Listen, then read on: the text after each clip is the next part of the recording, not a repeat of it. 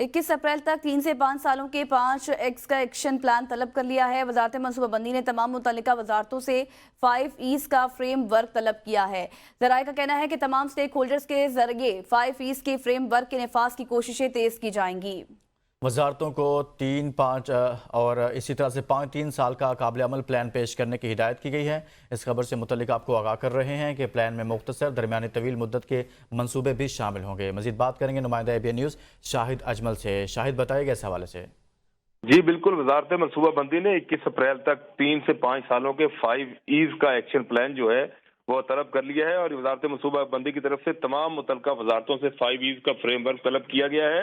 तमाम stake holders के जरिए 5 E's के फ्रेम वर्क के निफाज की कोशिशें तेज की जाएंगी। ज़राए का कहना है कि वजारतों को 5 से 3 साल का काबिल अमल प्लान पेश करने की हदायत की गई है और प्लान में मुख्तसर, दरमियानी और तवील मुद्दती शामिल होंगे।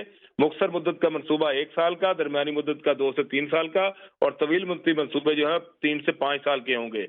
प्लान में काबिल अमल अहदाफ और इसके अलावा टाइम लाइन्स की वजाहत भी मांगी गई है, जबकि 5 E's का फ्रेमवर्क पायदार तरक्की के अहदाफ के लिए अहम है और 5 E's में एक्सपोर्ट, पाकिस्तान, एनर्जी, एनवायरनमेंट और इक्वलिटी और एम्पावरमेंट शामिल हैं। जी ठीक, बहुत शुक्रिया। शाहिद अजमल आगाह कर रहे थे।